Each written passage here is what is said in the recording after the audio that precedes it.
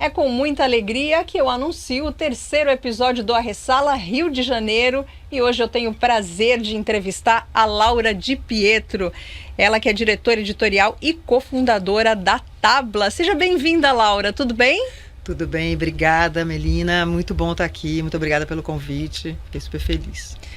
Laura, como é que nasceu essa visão de criar um catálogo dedicado ao Oriente Médio e ao norte da África? Então, isso foi um longo percurso, na verdade. Né? A gente, eu e minha sócia, Ana Cartacho, a gente começou a ter contato com... Viajar muito para o sul da Espanha, a ter contato com a literatura, com a poesia sufi, enfim, a gente ficou muito surpreso de conhecer, vamos dizer assim, o mundo islâmico, o mundo árabe, através do sul da Espanha, né? Alhambra, enfim, tudo isso. E aí a gente foi se encantando, e eu falei, nossa, eu quero conhecer mais esse mundo, quero conhecer mais essas culturas, né? Hoje a gente fala as culturas, né, pra gente saber a diversidade que é. Isso foi um longo percurso. Em 2008 a gente fundou uma editora, já com essa intenção, e a gente morava era quase uma comunidade, numa roça do Rio de Janeiro, né?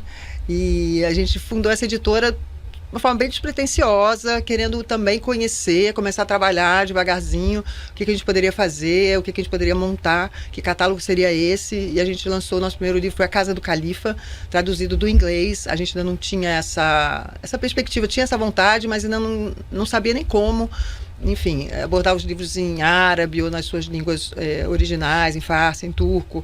Então foi um longo percurso, de pelo menos 15 anos, até a gente ir aprendendo também, ir conhecendo, viajando, frequentando as feiras, fazendo contato com os editores de fora, né, dessas regiões, agentes, conhecendo os autores, e aqui também no Brasil, conseguindo fazer algumas parcerias, conhecer os tradutores, que é fundamental, né, para um projeto como esse. Enfim, então em 2009 eu comecei a ter contato com Michel Sleiman, que é um professor da USP, um tradutor incrível, né, principalmente de poesia. E com o Michel eu comecei a conversar sobre trazer mais essa literatura e trazer traduzida das línguas. Enfim, mostrei o projeto que a gente tinha em mente, ainda chamava Roça Nova, a editora. E ele logo abraçou a ideia. Por que roça? Porque a gente morava na roça e acabou sendo mais uma questão de onde a gente estava, mais do que o que a gente ia publicar, na verdade. Na roça, o interior? Assim, o interior. A gente chamava de roça, a gente gostava de chamar de roça, achava um nome simpático. Carinhosamente. Que na verdade é São Pedro da Serra, que fica no estado do Rio de Janeiro, e a gente carinhosamente chamava de a nossa roça, onde viviam algumas pessoas, e foi ali que tudo aconteceu. E aí chegou num ponto que, claro, a gente teve que também alterar esse nome, e né, quando a gente percebeu que o projeto estava avançando e que a gente ia mesmo construir um catálogo, e com essas parcerias, e que a gente tinha essa condição de trazer essas literaturas de uma forma mais autêntica, mais legítima, a gente pensou em outro nome. Na verdade, a Tabla é um selo, né? Um selo da Roça Nova, que acabou sendo descontinuada agora, porque a Tabla ocupou todos os espaços. E quanto tempo tem a Tabla? Quando é que você criou a roça? Por quê? É importante a gente situar, né, geopoliticamente também. Muita coisa aconteceu, né, de 2001 para cá, nesse sentido. Sim, então, a Roça Nova a gente criou em 2008. E a gente publicava assim, um livro por ano, 2 livros. A gente trouxe um pensador sufi também, que a gente traduzia, mas a gente traduzia basicamente do inglês. E alguma coisa do francês também, mas basicamente do inglês. E em 2013 a gente começou a pensar né, começou a montar mesmo, começou a vislumbrar que era possível. Em 2011 eu fui para Sharjah, que foi um momento de virada para o nosso projeto, ainda como Roça Nova. Eu fui convidada para o primeiro fellowship, que chamava Publishers Conference, se chama hoje, na época era Professional Program, alguma coisa assim, que são esses fellowships de encontro de editores do mundo todo. E eu cheguei lá em 2011, hoje tem 1000 editores participando e agentes do mundo todo. Na época, em 2011, foi o primeiro, então tinha uns 40 editores, assim. E aí eu recebi um convite por e-mail, eu falei assim, gente, que coisa interessante. A gente tinha pouquíssimas publicações e foi um ponto muito de virada pra gente, esse 2011. Eu falei, tá certo, o que a gente quer fazer, tá certo, a gente vai encontrar as parcerias, a gente vai... Né, a gente teve contato com editores maravilhosos do Líbano, do Egito, nossa, da Turquia, a gente vai conseguir. E aí a gente começou também tem uma questão financeira, né? Você montar uma editora, você criar um catálogo, você tem todo um trabalho de bastidor, né? Um caixa que você tem que ter assim, para lançar isso. Então a gente estava vendo como isso seria possível. Uma empresa mesmo. Uma empresa, e já porque a editora, ela tem isso, né? Eu até brinco assim, ela é um péssimo negócio. Ela é uma, assim, você tem muito gasto, assim, antes de qualquer retorno, né? Tem muito investimento. Seja o direito autoral que você compra, seja as viagens que você tem que fazer, todo um catálogo que você tem que montar, tudo acontece antes, assim, antes quando o livro sai, tudo já aconteceu, né? Então, enfim, tudo isso era um desafio para a gente. Então, a gente já tinha a ideia, a gente já tinha montado o projeto, a gente já estava com as parcerias e a gente queria entender como que isso ia acontecer. E em 2019, a gente teve uma condição, assim, um investimento, não foi muito grande, mas foi importantíssimo para a gente começar. E aí a gente falou assim, não, vamos montar esse catálogo. Montou o catálogo, colocou os livros para serem traduzidos. Já tinha as parcerias, principalmente com o Michel Sleiman e com a Safa Jubran, que o Michel Sleiman me apresentou em 2019 e também que fez com que tudo fosse possível. Hoje ela é uma parceira fundamental da Tabla, né? Uma grande tradutora do árabe. Safa Jubran, esse livro que está aqui na sua frente, traduzido por ela e muitos outros. O Arador das Águas. Isso, da Rua da Barakat. Tive a sorte de ganhar esse livro hoje. Tem umas vantagens da gente ser jornalista, essa é uma delas, né? E outro livro também que eu vou pedir para você falar, esse aqui, Vítimas Perfeitas. Em outro momento eu vou voltar e contar esses livros, mas por enquanto fala você. Então, essa história vou encurtar também, né, para não ficar tão longo.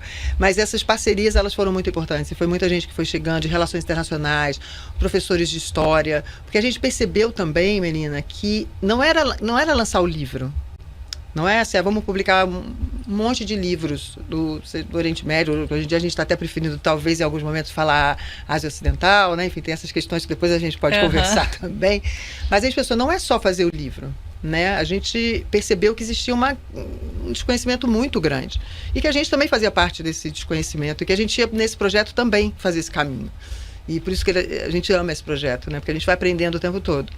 Então, ter essas parcerias das relações internacionais, dos professores de história, enfim, os tradutores, os preparadores, todo mundo, de repente, quando a gente chegou com o projeto, todo mundo abraçou. Era como se fosse uma coisa um lugar assim que estava faltando, talvez. Então, a gente teve muita sorte, não, sorte no sentido de, quando a gente lançou, foi tudo muito rápido. A gente demorou muito gestando isso. Então, assim, em 2020, vamos dizer assim, em 2020, a gente tem muitas datas de celebração da Tabla, mas vamos dizer que, assim, o projeto que a gente sonhou para a Tabla aconteceu em 2020. E logo, assim, veio a pandemia, e a gente já pisou no freio já no começo, mas, enfim, a data, vamos dizer assim, essa data seria 2020. E muita coisa aconteceu nesse pouco tempo. Então, a gente viu, falou, nossa, realmente existe uma carência disso. E também é o que eu estava dizendo, não é o livro só, você tem que criar todo um contexto. E aí cada livro foi sendo, a gente pensou no início que ia só publicar literatura, trazer poesia, romance, contos, e a gente viu que não seria possível também, que a gente teria que também publicar não ficção, alguns livros muito importantes, de alguns temas muito importantes, como a questão palestina, enfim. Como a socióloga Fátima Mernice também, que a gente trouxe, está no segundo livro dela, maravilhosa, eu vou trazer para você, menina. A professora Muna, que estreou com a gente aqui no A Ressala Rio de Janeiro, indicou. A professora Fátima está ali na minha lista de leituras. Mas o que eu gostaria de te perguntar, na verdade, até uma consideração, eu acho que o brasileiro se apaixona muito pelo Oriente Médio. Eu vejo que essa questão, principalmente de Gaza, né, que está tão em alta, ainda bem que está em alta, ela gera muita discussão nas redes sociais. Eu vejo as pessoas brigando por conta disso. E é uma sorte da Tabla, né? Porque esse assunto está tão em alta. Vocês têm aproveitado essa onda? Então, nossa, que tema delicado, né? Claro que a gente tem uma ligação com a Palestina muito forte, de muito antes, e assim, o preço que se pagou, né, para finalmente ter a voz palestina escutada, é um preço muito alto, deixa a gente sempre muito triste e perplexo também, né? O quanto, claro que isso tem uma porta, finalmente outras editoras também se interessaram, e outras editoras estão publicando, o que eu acho importante. Teve uma visibilidade, como teve lá atrás o 11 de setembro, para o bem ou para o mal, mas eu acho que agora tem uma coisa benéfica no sentido da consciência. Eu acho que é tão violenta, é tão absurda, tão desconcertante, distópico, tudo que está acontecendo, que não tem como as pessoas não verem. Então eu acredito que teve muita... Eu acho que abriu a cabeça de muitas pessoas, assim, abriu para dizer, peraí, que história é essa? E querer entender. Então a gente até logo... Enfim, quando teve o 7 de outubro, né, que claro que todo mundo sabe que nada começou ali, mas enfim, quando teve isso, a primeira coisa que a gente fez, a gente falou, meu Deus, o que a gente pode fazer? Porque a gente já sabia que vinha toda uma coisa narrativa, que vinha a grande mídia pesada, né, distorcendo tudo. Então, a gente falou, é a narrativa. Então, assim, a gente lançou uma campanha tipo Informe-se. E a gente colocou vários e-books e vários livros gratuitos.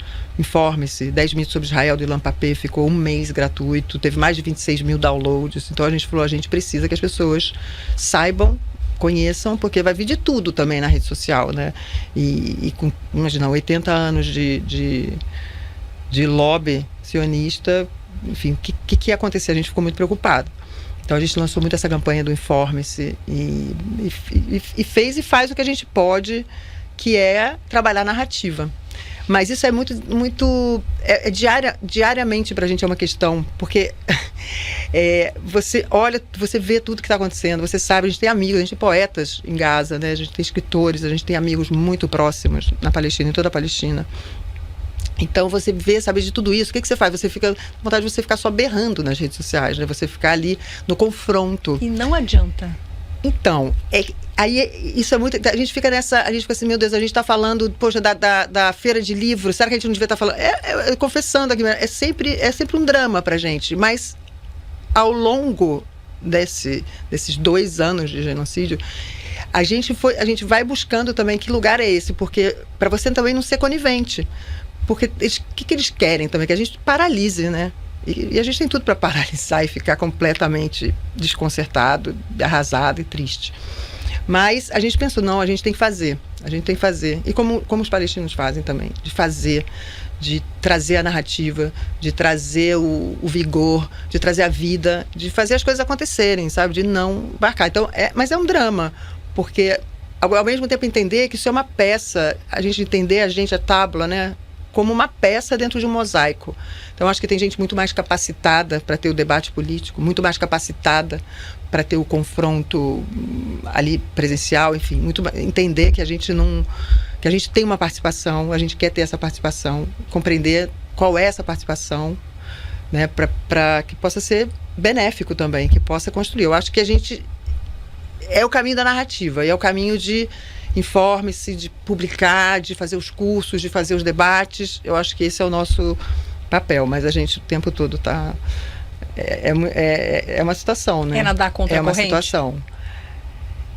É nadar contra a corrente quando a gente vê esse mainstream, essa corrente, né? Esse mundo. A gente está vendo muito também o que manda no mundo, o que são todas essas instituições, assim. Então, essa corrente, com certeza. Mas existe uma corrente que é nadar junto com essa corrente. E essa corrente, ela é forte. Então, eu acredito muito nisso. Assim, a gente tem uma corrente forte caminhando junto e que está crescendo. E as pessoas estão cansadas, assim, tão desconfiadas dessas narrativas. E estão cansadas. Eu acho que, inclusive, no mundo editorial mesmo, eu vejo que... Isso é um assunto que a gente pode falar mais para frente, mas... Eu vejo que tem muita curiosidade em relação a tudo do mundo, assim, a sair desse espectro Europa, Estados Unidos e conhecer outras narrativas. Eu acho que isso é um movimento importante no Brasil geral, não acho que é só em relação ao Oriente Médio, Norte da África, acho que em relação à própria África, né? Mas eu vou dizer depois, mais para frente, uma coisa que eu acho importante, me lembra de falar das editoras independentes. Bom, talvez seja agora. Quais são as parcerias estratégicas que a Tabla tem? Então, eu considero as parcerias com os tradutores, com certeza, com as pessoas que estão com a gente e que não estão só... A gente fala assim, a tradução, por exemplo, né? E outros serviços também do mundo editorial. Na Tabla a gente não considera muito como serviço, a gente considera como parcerias mesmo. A gente tem parceria, seja com o que faz o projeto gráfico, que a gente tem 3, a gente trabalha geralmente com 3 escritórios. todo mundo é muito dentro do projeto. Isso eu considero assim, são parceiros realmente. Assim, a gente não tem prestador de serviço. A gente realmente tem parceria. Isso dentro, vamos dizer assim, da feitura, dessa elaboração do livro, né? E aí tem os parceiros que são os que fazem essas pontes também na universidade. É muito bacana saber que nas universidades agora tem teses, convidam a gente para assistir debate de defesa de tese, porque a gente usou vários livros da Tábula e foi possível, então, agora escrever sobre determinados assuntos. E eu já fui convidada várias vezes. Quando a gente pode, a gente participa, né? Principalmente online, que é mais fácil. E é muito bacana, é muito surpreendente, você não espera muito. A gente vai fazendo, mas é muito bacana ver esses lugares. Então, assim, eu considero alguns departamentos de universidade. E a gente tem os parceiros também, por exemplo, Sharjah, eles são os parceiros, vamos dizer assim, internacionais. Para a gente é um parceiro. Desde 2011, quando a gente recebeu esse convite muito surpreendente, desde aí, Sharjah é um parceiro muito forte. A gente ganhou um prêmio super importante em 2021, logo depois desse primeiro ano, assim. Eu acho que eles entenderam o potencial desse projeto e para a gente foi muito importante saber que eles estavam entendendo isso. E foi muito importante. E foi um livro, a gente ganhou o melhor prêmio de tradução, né? Foi o Turjuman Award. O Turjuman é um super prêmio. E aí eles escolhem a melhor tradução do árabe para qualquer outra língua. E todo mundo do mundo participa. E aí a gente ganhou com o livro do Mahmoud Darwish, 11 Astros, tradução genial, do genial Michel Sleiman. Então esse prêmio pra gente foi muito, muito importante. Eu acho que eles premiaram, claro, essa tradução, premiaram o livro, premiaram o Mahmoud Darwish, premiaram a poesia. Acho que tiveram muitos itens, assim, muitos fatores se juntaram para a gente conquistar esse prêmio, que foi impressionante. Assim, foi em novembro de 2021, um momento inesquecível. Todo dia 2 de novembro do ano, enfim, todo dia 2 de novembro a gente celebra esse aniversário, porque fundou isso assim, foi muito importante para a gente. Então, sempre tem oportunidade, tudo que proporcionou, né? Em termos financeiros também, foi um prêmio excelente. Isso é muito importante, Melina, assim, como é importante falar do financeiro, assim, para uma editora. Então, possibilitou a gente muita coisa, crescer, fazer muito do que a gente tinha planejado, contratar mais pessoas, enfim, e todo o prestígio que a gente ganhou no mundo árabe, no mundo editorial árabe. Todo mundo falava, nossa, a Tábula ganhou o Turjuman. Então, assim, hoje a gente tem uma facilidade também. Claro, também tem a ver com a construção dessas relações, né? Para a gente é muito importante essas relações. As relações com os agentes, com os editores, com os autores, né, que a gente publica. Então, isso para a gente é fundamental. Assim. Então, são grandes parcerias que hoje a gente tem. Então, esse ano, acabei de voltar de Sharjah e é interessante, depois de 5 anos, você olha, quer dizer, 5 anos da Tábula, vamos dizer assim, você fala, nossa, que coisa maravilhosa, assim, que você vai fazendo e não tem muito, de vez em quando você tem um retorno disso, né? Então, assim, de ver todos os editores, as pessoas que a gente já conhece, quando a gente chega que é uma festa, né? A própria Budur Al-Kazimi, que é a chefe de Sharjah e que é uma pessoa, uma empreendedora incrível, que apoia o livro, os editores do mundo todo, né? Que é uma pessoa que, enfim, para falar da Budur a gente precisa de um outro programa para falar dela, de tudo que ela faz, e também o governante de Sharjah, né? Que é o pai dela, tudo que eles apostam, tudo realmente em relação à cultura, à educação e ao livro é muito impressionante. Então, a gente é uma grande parceria. Poder ir todo ano, né? Todo ano a gente é convidada, então todo ano a gente tem essa oportunidade de estar em contato com a feira de Sharjah que acontece, porque assim, esse encontro dos editores, ele acontece 3 dias antes da feira. Essa feira internacional que já tem 40 anos, né, mais. E depois a gente consegue ficar um pouco para visitar os estandes, para ir nos lançamentos, para estar com os editores. Então, é maravilhoso. Acabei de voltar de lá. Aí eu volto super animada, pensando assim, falei, meu Deus, a gente tem muita coisa para fazer e como viabilizar isso, né? Esse é estamos vivendo este drama nesse momento. É bom ter o reconhecimento, né? Ele dá oxigênio, né? É muito bom. Agora, falar um pouco sobre a arabofobia no Brasil, não só no Brasil, como também no mundo, né? Não tem como a gente ignorar esse assunto que foi o 11 de setembro. Você acha que ainda existe esse preconceito com aquilo que é árabe, com as palavras árabes, com contar a história? Eu acho que, no geral, é impressionante o nível de desconhecimento. Como essa propaganda tem quanto tempo? Assim, não foi só, mesmo antes do 11, né? O 11 de setembro já foi forjado nessa propaganda, né? Pegou carona, né? Eu me lembro assim, bom, eu tenho 60 anos. Eu me lembro na década de 80, não sei, posso estar aqui falando uma coisa muito ingênua, não sei. Mas eu não lembro dessa figura do árabe. Eu acho que isso foi instalado nos últimos, 35 anos, alguma coisa assim, né? Que construiu essa imagem. Então, e para o brasileiro, né? Que a gente tem tudo para ter uma empatia absoluta com essas regiões e com essas questões também. Como que essa propaganda, da força que é essa mídia internacional e a força que a grande mídia daqui compra, né? Não faz pauta, compra todas as pautas, enfim. Como que isso fez o brasileiro tem mais de 14 milhões de descendentes de árabes, como que fez esse estrago, né? Na mente, assim. Mas eu acho que isso vem de um desconhecimento muito grande. Assim. E eu não estou falando isso de uma... Às vezes eu me surpreendo até amigos, assim, pessoas muito... Sei que tem conhecimento de muitas coisas, que tem uma formação muito forte. E o nível, assim, pensa, vocês publicam mulher árabe escreve? Te juro, gente, tem vergonha de falar isso. Até, não sei se a gente deve, assim, é muito surpreendente. E como essas pautas, assim, vão entrando, mas eu não assisto a Copa do Catar, porque o Catar...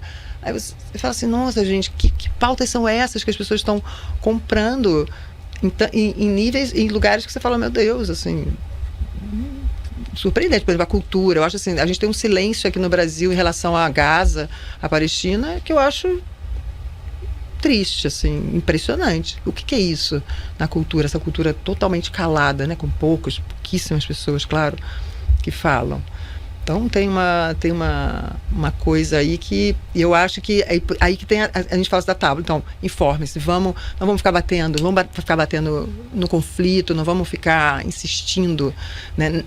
Não somos nós, assim, vamos colocar coisas, vamos apresentar outras coisas. Isso está tendo um resultado, assim, está tendo mesmo. A gente está recebendo um retorno muito interessante dessa descoberta. E sempre esse retorno vem da descoberta. Meu Deus, não sabia isso. Tem uma atriz muito famosa, muito querida, antiga, que ficou muito amiga nossa. E ela começou a ler Mahmoud Darwish. E ela começou a ler Mahmoud Darwish e falou, eu quero fazer uma peça e eu quero saber... Gente, eu nunca pensei da Palestina, eu não sabia... E agora ela é assim, ela assiste todos os debates, todas as lives. Então, e a literatura é um caminho muito, eu acho, muito importante para isso, para essas defesas caírem, sabe? Esse a priori, porque a rede social tem uma coisa muito boa, mas ela também tem uma coisa muito complicada, que é todo mundo achar que pode falar sobre tudo, né? E que sabe tudo. São os especialistas de Facebook, né? Então isso também é complicado. E eu acho que a literatura ela é muito boa para isso. Você acha que o jovem de hoje em dia, a geração Z, né? Eles andam se movimentando aí, fazendo manifestações. O jovem da geração Z, ele lê esse livro físico, ele lê Kindle, ele é interessado em literatura? Como é que é esse público? Nossa, essa é uma pergunta muito boa. Eu acho que sim. Eu acho que tem essa fatia, né? Esse jovem que eu tenho muita esperança, que vai realmente mudar muitas coisas, que vai fazer outra política, enfim, todo meu super otimismo. Mas acredito, e vi interessante, porque na Bienal, a gente participou da Bienal do Rio esse ano. A gente nunca tinha participado de Bienal, é sempre muito grande, é caro, enfim.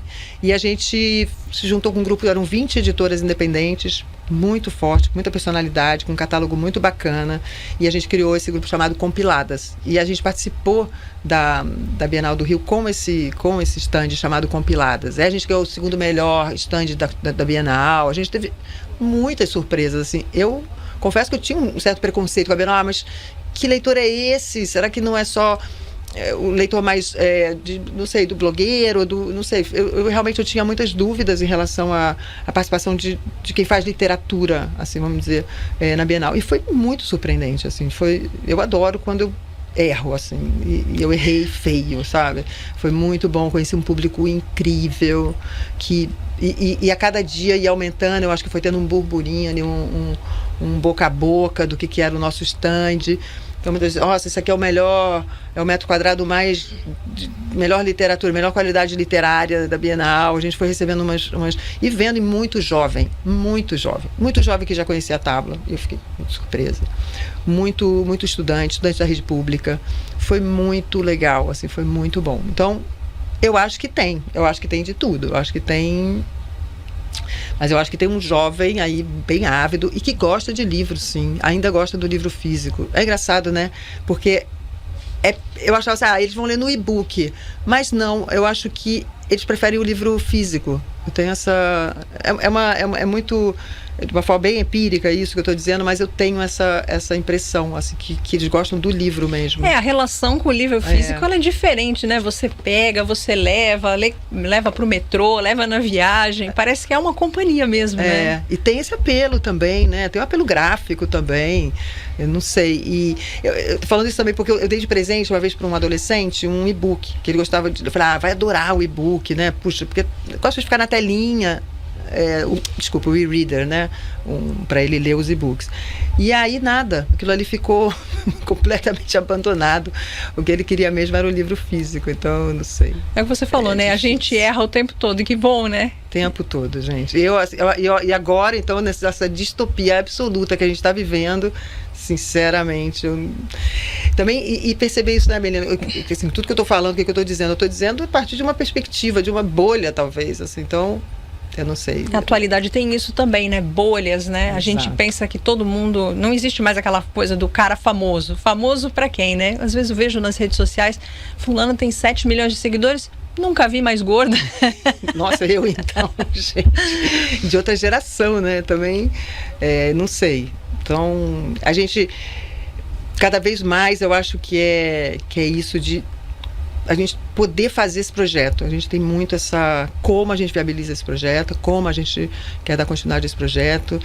Veja, assim, todas as possibilidades. A gente está num momento, assim, muito importante de dar uma virada, de conseguir fazer mais coisas. Mas, claro, a gente está sempre dependendo, e vou ser bem honesta, de parcerias também financeiras, né? Então, a gente luta diariamente. Toda editora independente luta muito, a não ser que ela tenha um sócio muito, enfim, poderoso, financeiramente, mas a gente está sempre buscando investimento aqui, o edital que sai, as vendas, a gente tem tido, são poucas as vendas governamentais, mas às vezes também saem esses editais, a gente consegue colocar o livro nas escolas públicas, isso é super bacana. Isso é muito importante. É muito importante. A gente sempre, livro infantil, a gente tem um catálogo infantil que a gente quer crescer, e conseguir fazer essa distribuição mais ampla, sabe? É tão importante, né? Você formar um leitor nessas literaturas, ter essa intimidade, ter essa empatia mesmo, que eu acho que no final das contas é isso, né? Enfim, pra gente é bem importante essa distribuição maior, então a gente está sempre correndo atrás de muitas coisas. Laura, vocês devem ter feito na Tábua esse estudo, né? Quem é o leitor da Tábua? Quem é o público de vocês? Então, eu acho que esse público, a princípio, ele era um público muito já interessado em relações internacionais, um público de literatura, que já lia essas outras editoras independentes, que tem essa curiosidade de ler outras literaturas.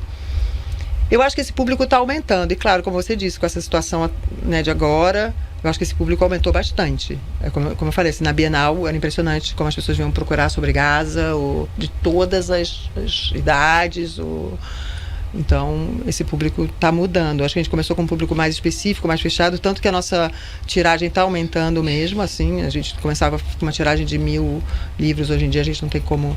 A gente tem que dobrar, pelo menos, sair com uma tiragem que é o dobro dessa, e a gente já está fazendo várias reimpressões também. Então a gente vê que o público está aumentando. E esse perfil, eu acho que ele é diverso.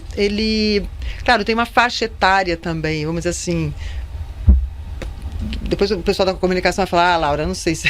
Mas enfim, eu acho que essa faixa etária, assim, 30, 40 anos, e pega também uma faixa etária um pouco mais... Por isso também, às vezes, a linguagem, uma linguagem de Instagram. A gente não está falando com um público muito jovem, né? Muito, assim. Não está falando com um adolescente ou com um público jovem. Então, isso também é um desafio, que não é a minha praia de jeito nenhum, mas...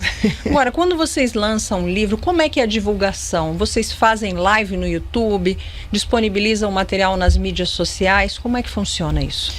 Então, como eu estava te falando, a gente precisa fazer muitas coisas em torno do livro, né? Então a gente procura sempre fazer live, se é possível fazer um vídeo, uma conversa, uma entrevista com o autor, que pode ser gravada e depois tem que ser legendada, porque esse autor está falando francês ou árabe ou turco. Então a gente procura fazer isso, procura fazer muitos também. Agora, no presencial, a gente percebeu que mesmo a gente não consiga trazer os nossos autores, que isso também a gente gostaria muito que acontecesse, a gente consegue fazer uma conversa em torno do livro, a partir do que esse livro aborda, mesmo que seja, vamos falar de literatura, ou trazer um autor brasileiro que a literatura desse autor conversa com essa literatura. Isso tem dado muito certo. Agora, por exemplo, a gente faz um clube de livro mensal da Tábua. Você pode se inscrever online, é um clube gratuito, a gente faz uma revista de apoio para leitura, entrega antes, é muito bacana esse clube. Então, a gente, esse mês, o último do ano, vai ser a Queda do Imã, que é um livro da Nawal El-Saadawi, um livro bem controverso. A gente também gosta de trazer todas as facetas, né? Digamos assim, a gente também não está, enfim, focado só no que é mais simples, assim. A gente gosta de trazer todos os debates, até os mais difíceis também. E a convidada especial desse clube, a gente sempre tem um convidado especial, e a convidada especial é a Verunsky, Micheline Verunsky, né, uma autora maravilhosa brasileira que ficou muito impactada quando leu Nawal El-Saadawi. Ela falou, meu Deus, como é que uma autora no Egito tem tanto a ver com a minha escrita? E aí teve um encontro no Sesc dela, né, da Verunsky, falando desse livro, que foi um projeto do Felipe Benjamin e da Gemima. Criaram no Sesc encontros justamente da literatura árabe com autores brasileiros. Foi muito legal isso. Enfim, então a gente traz para o clube e consegue fazer, porque é isso, né? Você aproximar, trazer isso não tá, que coisa exótica que acontece, sei lá, em outra época, em outro lugar, e é tão distante da gente. Eu acho que é isso, cruzar, fazer todos esses cruzamentos, mostrar como questões muito fortes também, que estão presentes aqui, o feminismo, enfim, várias outras questões também estão em todos esses lugares, com as suas pautas, com as suas vozes, né? E trazer essas vozes, como a Fátima Mernissi, é super importante. E a gente procura trazer, fazer esse encontro, né? No caso da literatura, encontro com autores brasileiros. Milton Ratum, super parceiro da Tábua, assim, super parceiro, apoia e participa, divulga. Então a gente procura fazer isso. E no caso de ser um livro, um contexto mais uma não ficção, um livro também que traz muito um contexto mais político, a gente procura também fazer debate, fazer mini cursos, né? A gente 4 aulas sobre. A gente lançou o livro Bagdá no Ar, que é um livro de contos, né? Literatura, mas a gente falou, gente, mas todo conto tem um pano de fundo político aqui, então vamos fazer um curso para poder lançar o Bagdá no Ar, né? E fazer esse cruzamento da literatura também com enfim, com a política, com a história. Porque quando você entende um pouco do contexto geopolítico, a história ela ganha até mais vida, né? Você entende onde que aquela pessoa vivia, os dramas que ela passava, isso é muito importante. Exatamente, a gente vê isso, exatamente isso. E também está tendo retorno de alguns departamentos de relações internacionais, universidade, usando a literatura, né? E é muito bacana isso, usar a literatura, você não ficar só, enfim, fazendo anatomia daquele corpo, mas, enfim, você trazer exatamente isso, a literatura, para dentro desses estudos, dentro das relações internacionais. Isso é muito bacana, muito importante, eu acho. A cultura, de forma geral, o cinema, né, a literatura, mas isso está acontecendo. Vou te colocar em maus lençóis agora. Ai, meu Deus. Qual é o best-seller, o mais vendido da Tábua, e qual é o seu favorito? Caramba! Bom, a gente... sabe que eu não olho muito os números, né? É muito louco isso, mas enfim, eu sei. A gente tem 10 mitos sobre Israel, é um best-seller. Assim, 10 mitos? Sobre Israel, do Ilan Pappé, do historiador Ilan Pappé, que ele desmonta em 10 capítulos os mitos sionistas, né? Isso é um livro que a gente vendeu muito, vende muito. E em termos de literatura, a gente tem Hassan Kanafani, que é um autor maravilhoso palestino. Então, Homens ao Sol é um livro importante, que também, né, impressionante como a literatura do Hassan Kanafani está sendo bem recebida aqui. Maravilhoso. E Mahmoud Darwish, poeta palestino, também. A gente já tem reimpressões dos livros do Darwish. 3 livros esgotaram e a gente está reimprimindo agora. Enfim. Eu tentei comprar um livro do Darwish e realmente não conseguia. São preços exorbitantes e só em inglês. Viu? Então, uma ótima notícia para você, para quem está escutando a gente agora. Nós publicamos 6 títulos do Mahmoud Darwish. 3 estavam esgotados e a gente está relançando agora. Então, tudo vai estar disponível a partir de final de novembro. Memória para o Esquecimento, que é um livro maravilhoso, tradução da Safa Jubran. Da Presença da Ausência, que é um...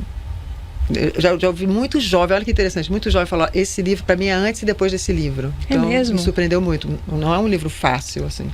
Da Presença da Ausência. E que você encontra, assim, realmente, por R$500 nos sebos. Mas, gente, aguardem que final de novembro esses livros estarão disponíveis. Quem traduziu Da Presença da Ausência foi Marco Calil, um jovem tradutor, muito talentoso. Enfim.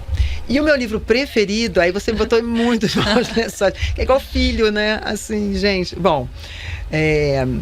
eu tenho muitos livros preferidos e muitos autores preferidos. E, na verdade, tudo que a gente faz na Tábua é porque a gente gosta, adora. A Tábua é um projeto, a gente lança, na verdade, muito poucos livros, assim, se você não tem uma coisa de quantidade. A gente gostaria de lançar muito mais, mas a gente lança poucos títulos. Então, todos eles são muito queridos, assim, pra gente, e eu amo. Mas se eu fosse indicar, você fala assim, que livro você me indica? Nunca li nada, quero conhecer. E eu acho um livro belíssimo, que é esse que eu te dei, que é O Arador das Águas, da Hoda Barakat. Eu acho esse livro uma ficção, né, um romance que flerta um pouco com o realismo fantástico. A Hoda Barakat, hoje, ela é talvez uma das autoras mais importantes do mundo árabe e libanesa.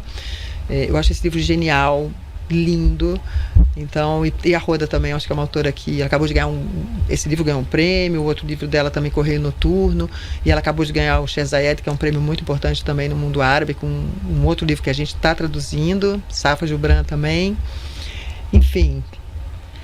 E vamos falar desse outro que você me deu, Vítimas Perfeitas, Mohamed Al-Kurd, que você me disse que é um jovem de 27 anos, é isso? Isso. Esse é um livro que a gente publicou, foi o lançamento de outubro.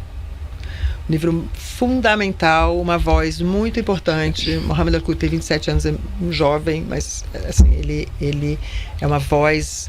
Bom, só para falar assim, no Instagram, já que se tiver jovens escutando a gente, ele tem mais de 1 milhão de seguidores.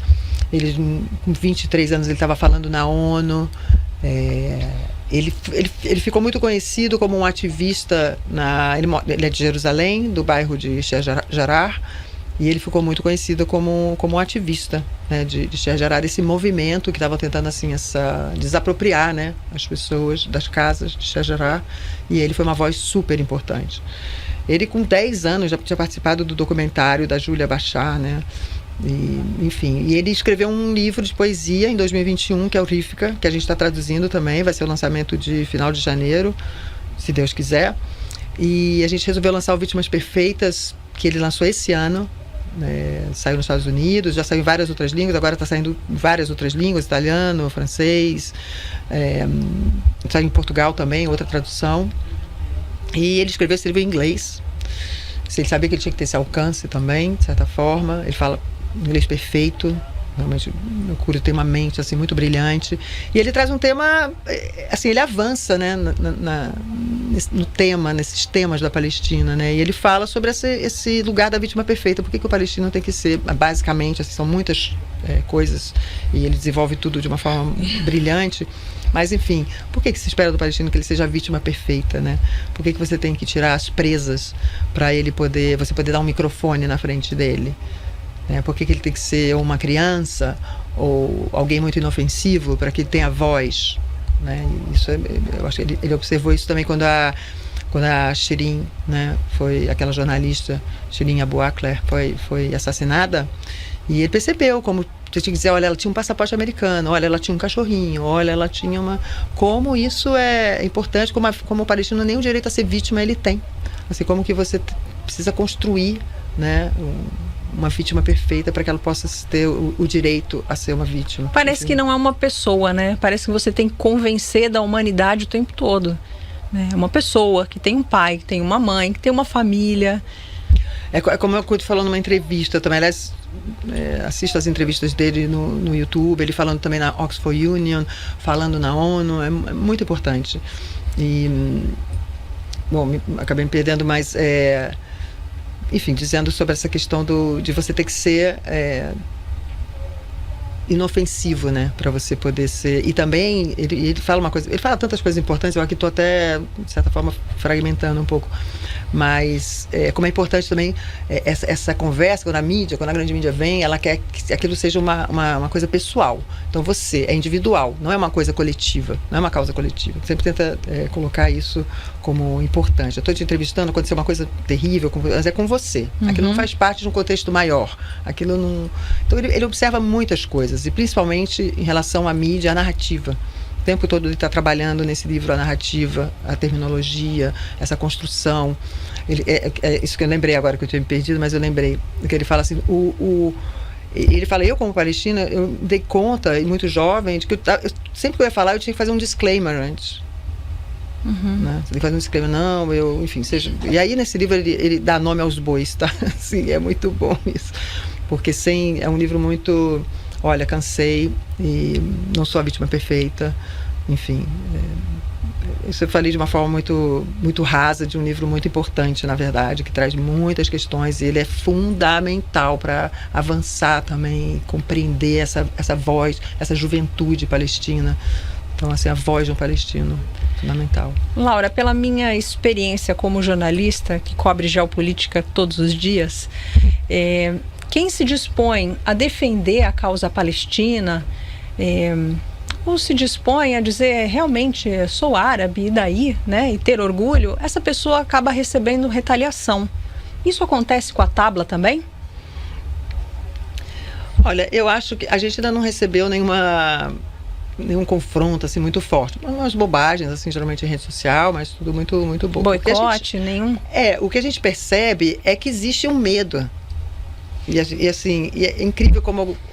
Então, por exemplo, pensando assim, as livrarias, então eu já sei assim, em alguns bairros os nossos livros estão mais lá para trás, em outro pode ser a mesma livraria, em outro bairro nossos livros estão mais então assim, tem a gente mesmo em feira de livros. Eu tive esse livro, por exemplo, do Lampapé, jogado no chão, assim, né? Um sionista passou e jogou o livro no chão, pá. Então, mas eu considero isso uma bobagem, isso, né? Mas eu vejo que existe um medo que as pessoas ainda estão vivendo, porque nossa, são 80 anos de lobby, de lavagem cerebral, de propaganda. Então, eu acho que as pessoas ainda têm medo. Algumas sem nenhum motivo, assim. Eu acredito que é mais será que eu posso falar disso? Será que eu posso chamar isso disso? Então eu acho que tem muito esse medo.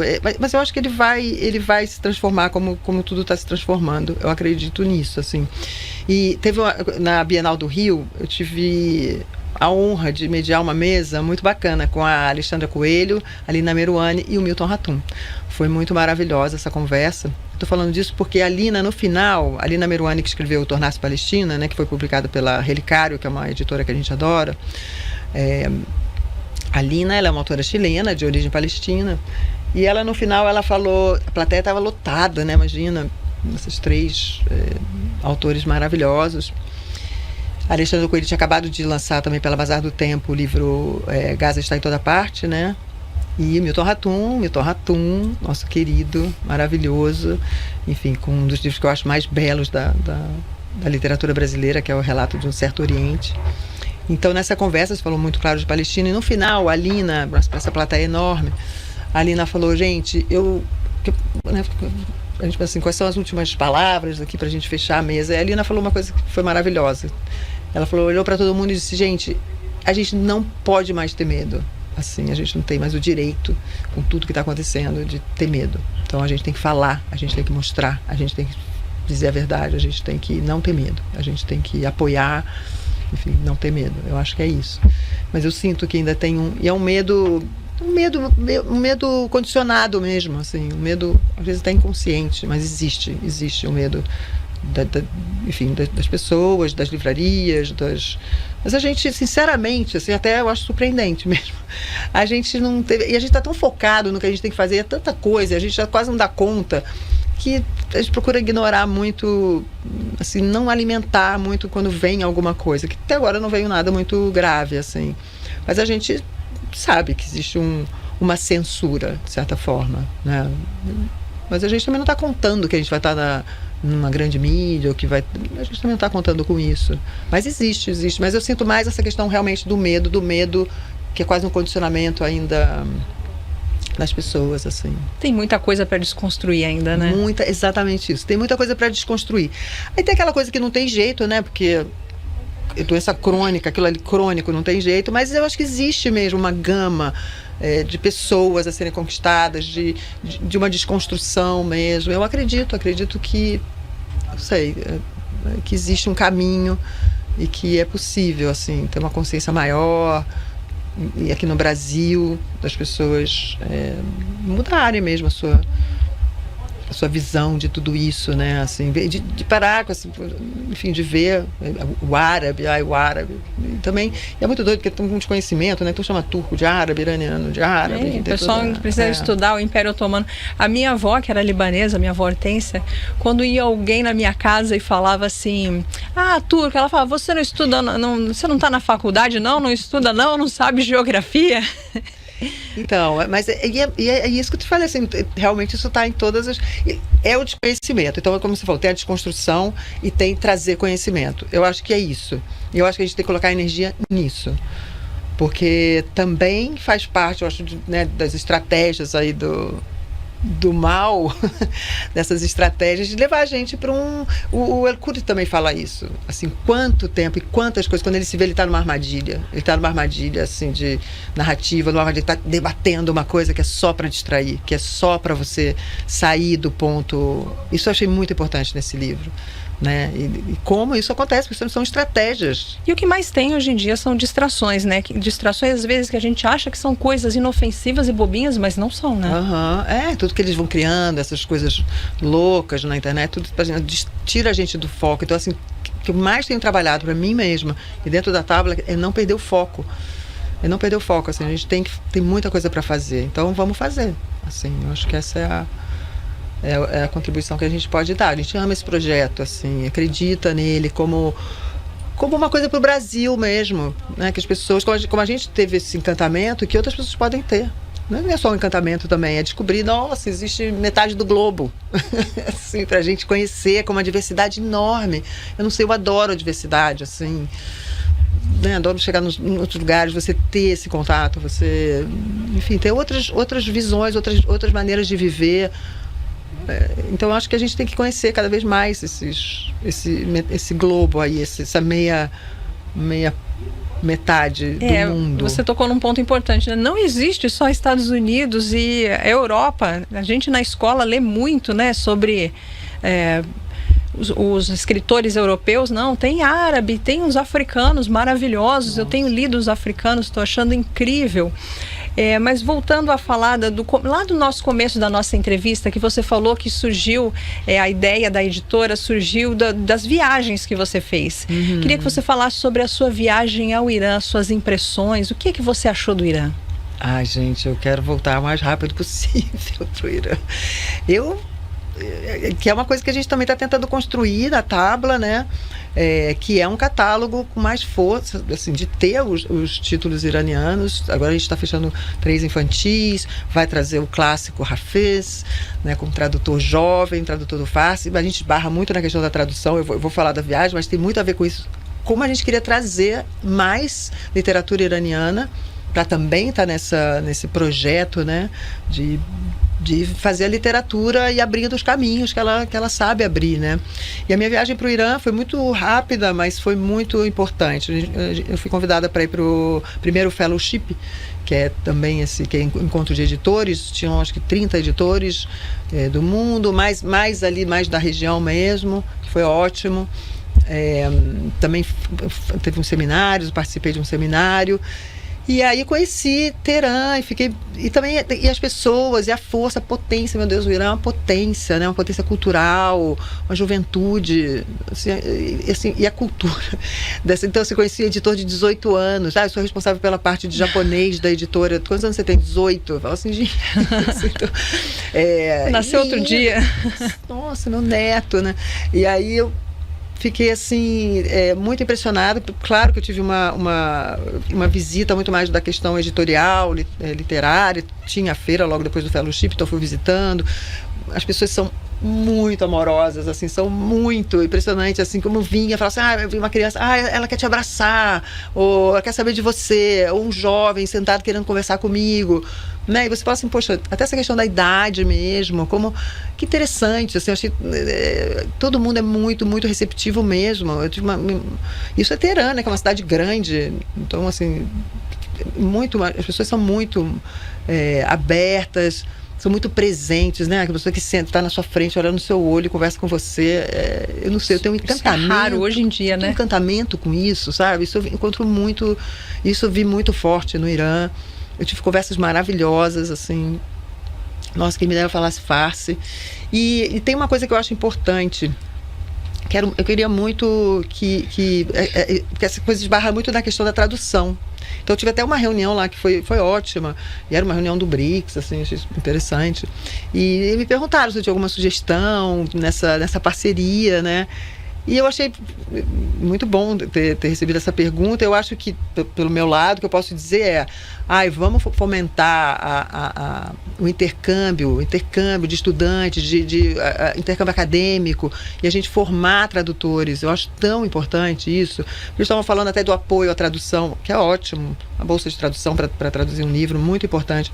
Mas a gente precisa pensar nessa formação, porque a gente não tem praticamente tradutores do farsi aqui, né? O árabe já tem um grupo, mas eu acho que isso seria super importante. Eu acho que assim, em 5 anos mudaria muito a paisagem literária, assim, muito, eu acho mesmo. Assim. E os iranianos que estão no Brasil? Então, eu não conheci muitos aqui. Enfim. Podia investir nesses para tradução, né? Então, isso é uma coisa interessante de falar. O que acontece? Eu acho que, por exemplo, como a gente está fazendo agora no turco, trabalhando em dupla, porque é muito importante a língua de chegada. Isso é um assunto, eu insisto muito, eu sou muito obsessiva com o texto, sabe? E eu trabalho, na verdade, eu faço muitas coisas na editora, mas o que eu gostaria mesmo de fazer era só a edição. Trabalhar muito com a tradução, isso também ocupa bastante tempo, é o que eu gosto de fazer. E eu acho que a língua de chegada, ela é muito importante. Assim, então, eu acho que talvez trabalhar, claro, a gente já pensou nisso, sim, trabalhar com um iraniano que está aqui no Brasil, junto com um autor, ou um escritor, ou um preparador, ou alguém que escreva muito bem também, porque a tradução, ela assim, eu acredito que você tem que saber muito a literatura brasileira e saber a língua brasileira, assim, saber a nossa língua portuguesa, brasileira, enfim, eu acho que trabalhar em dupla seria uma boa solução, como a gente está conseguindo fazer com o turco. Eu acho que isso é não sei se isso ficou não só claro. Isso, ficou claro, não só isso, mas também conhecer a cultura brasileira, né? Porque tem muitas expressões a língua de aqui. chegada é muito importante. Aqui no Brasil, por exemplo, que um português não entende. E vice-versa, né? Exato. Então, assim, eu acho que funciona assim. Eu queria... esse tradutor, ele tem uma professora iraniana. Acho que agora ela estava aqui, depois voltou para o Irã. Eu acho que eles têm agora um contato online. Eu acho que seria ótimo, seria uma solução. Mas vamos dizer assim, não tão médio, no médio prazo, mas eu acho que seria interessante isso de investir, de estar aí agora o Irã está no BRICS, está no Brasil, e quem sabe pode existir numa pauta dessa mais acadêmica ou cultural, que fomento mesmo a levar os estudantes, que tem muita gente que tem interesse no farsi, e muitas editoras que têm interesse em traduzir literatura iraniana, mais do que a gente imagina. Muita editora que liga pra gente e fala, eu tô querendo traduzir um autor, você sabe um tradutor? Assim, e tem a Tabla como referência, e a gente não sabe tanto disso ainda, né? Não tem, na verdade, muito. Agora uma pergunta ampla. O que a Tabla quer? Quais são os planos da Tabla? Ai, gente. Olha, a gente quer fazer o que a gente está fazendo de uma forma mais ampla e ter um alcance maior. E para isso a gente realmente, nesse momento, está precisando dar um salto e ter beber uma aguinha também. A gente está precisando de mais apoio, sabe? Apoio mesmo. Então, assim, aproveitando aqui apoio, investimento, apoio financeiro. A gente agora colocou um projeto da Tabla, por exemplo, na Lei Rouanet, já está super aprovado, a gente está captando. A gente precisa disso, porque é o que você falou, assim, a gente precisa de dinheiro para fazer tudo que a gente quer fazer. Então a gente quer... a Tabla é isso, mas ela quer ser maior, assim, mais ampla, né? Ter um alcance mais amplo, publicar um pouco mais, ter mais recurso para poder contratar mais gente e ter um alcance maior. Ter um alcance maior, tudo na editora, e eu vou falar depois, antes da gente terminar, eu quero falar das editoras independentes, isso é muito importante, assim, que é um desafio. Olha o Brasil é um continente, a distribuição, então são todas as coisas internas a qualquer editor, né? Não é só a Tábua, a gente enfrenta, assim, muitas situações no segmento editorial. Então a Tábua precisa desse apoio, assim, a gente precisa desse investimento, a gente precisa trazer mais recurso para a gente poder fazer. A gente está num momento muito bom. Quando eu falo muito bom, é porque a gente está com tudo pronto, com as parcerias feitas, tudo pronto, assim, né? A gente passou esses 5 anos construindo uma base. Essa base está construída, a gente precisa agora dar um salto. E a gente tem tudo para isso, assim. E muitas coisas, por exemplo, a gente quer abrir um braço de arte. Quanta coisa! Artistas contemporâneos árabes, tem os livros de arte. Tudo isso a gente precisa de apoio. Tem outros braços, assim, dentro da editora, outros, né, fazer esse mosaico mais diverso ainda e ampliar isso. A gente nunca vai ser uma editora que vai publicar, sei lá, 100 livros por ano, a gente não quer isso, até porque a gente perderia talvez o debate, tudo isso. Mas a gente pode fazer muito mais e está tudo preparado para a gente fazer muito mais. Os países árabes não têm interesse em investir em vocês? Porque, afinal de contas, é soft power, né? Contar a beleza do seu povo, a sua história. Eu acho que a gente, por exemplo, como Charge, a gente já teve esse apoio. Eu acho que a gente tem que entender também uma maneira da coisa funcionar aqui, assim, desse projeto ser autossustentável, né? E de ter um investimento que é aqui, assim, uma participação. Eu acho que no mundo árabe, vamos dizer assim, eles têm prêmios, eles têm situações que a gente está sempre entrando, sempre essa aplicando. É a maneira deles. Eu acho que essa é a maneira, e eu acho que a gente tem feito muitas coisas, assim.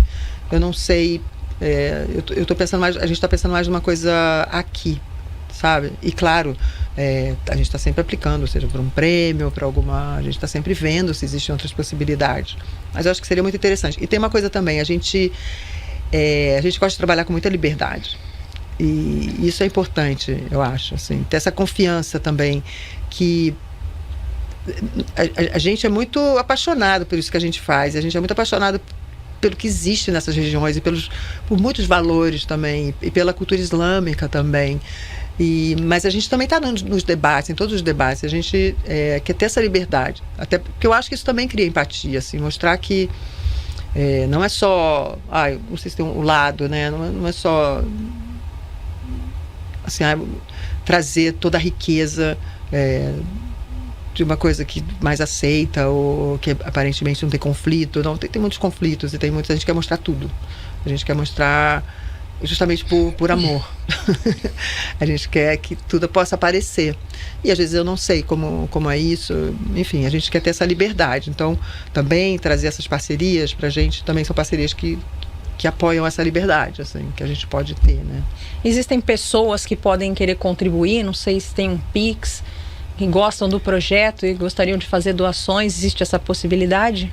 Isso é bem interessante. A gente já pensou em criar assim, um cartão do Amigos da Tábua, alguma coisa assim. A gente, nesse momento, o que eu acho importante, assim, compre nossos livros, conheça ali o que a gente está fazendo. Se puder acessar o nosso site é ótimo, porque tudo que vem do nosso site, quando tem uma compra, quando tem um acesso ao nosso site, é muito bom pra gente. Porque é o que eu disse, assim, todos os gastos sempre vêm antes. Então a gente faz muita pré-venda também, os livros sempre entram em pré-venda, uns 15 dias, a gente até querendo aumentar isso para fomentar, então isso dá muita força pra gente. Fora isso, existe esse projeto da Lei Rouanet, que realmente a gente está com uma Lei Rouanet. E depois eu posso até mandar para você, enfim, a gente está captando nesse momento, que eu acho importante, que é tudo o que a gente faz. Então, a gente conseguir essas parcerias, a gente consegue todo ano ter um básico, assim, para o projeto da Tábua.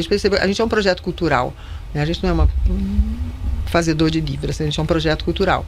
Então, a gente identificou isso, criou um projeto muito bonito, e ele está na Rouanet. Então, se tiver alguém que está ouvindo a gente aqui, uma empresa, né? Geralmente as empresas que podem participar são as empresas de lucro real, que tem interesse e fala assim, eu quero que o projeto da Tábua exista, que eu acho que é isso mais do que que qualquer coisa, eu acho que é isso. Eu acho esse projeto bom e eu quero que esse projeto continue existindo. Eu acho que é isso. E também todos os apoios são bem-vindos, doações são bem-vindas, pode acessar a gente. Vocês estão aqui no Rio de Janeiro, né? Mas qual é o estado que é campeão de vendas? Gente, São Paulo é uma capital, assim, que tem uma venda muito significativa, claro. E a gente também, a gente tem, quando tem muitos eventos ou lançamentos, acaba sendo mais em São Paulo, mas a gente está querendo trazer mais para o Rio também. São Paulo tem uns caminhos já, assim, muito prontos pra gente, mas a gente, por exemplo, agora abriu uma livraria em Laranjeiras, uma livraria de bairro, mas muito importante, a Janela já tem no Jardim Botânico e na Gávea, e essa de Laranjeiras, porque é muito nosso público, você fala, gente, Laranjeiras foi o único bairro no Rio que o Haddad ganhou, né, então, assim, e assim, teve a inauguração esse final de semana, foi uma festa, sabe o que você vê, assim, parecia um concerto de rock, as ruas lotadas por causa de uma livraria, foi maravilhoso isso, deu muita alegria pra gente. A gente sabe que o nosso público vai estar muito nessa livraria. Então ali a gente vai fazer, já combinou de fazer muitos eventos, né, fazer essas conversas. Então eu acho que é isso, aos poucos a gente vai ganhando um território. É como um papel, assim, né? Você vai jogando aquela manchinha, um pingo, um óleo aqui, daqui a pouco essa mancha vai. E a gente tem que ter essa paciência, essa fé. E claro, eu morro de ansiedade, assim, eu quero fazer milhões de coisas, a gente sabe que tem milhões de coisas para fazer, mas sabe também que é um caminho, até para ser bem feito também, né? A gente lida com temas muito sensíveis também, então a gente tem que tomar cuidado e, assim, devagar, e é isso. Bom, a gente esgotou nosso tempo, não esgotou a conversa, a gente pode continuar depois, mas esgotou nosso tempo. Eu tive o imenso prazer de entrevistar a Laura Di Pietro, diretora editorial da Tabla e também cofundadora. Gostei muito de falar com você, tenho certeza que todo mundo que está ouvindo a gente também gostou. Gostei da sua energia, do brilho nos olhos. Eu acho que é isso que a pessoa tem que ter, né, para trabalhar, para defender a sua causa. E muito obrigada por você ter dividido o seu tempo aqui e explicado pra gente.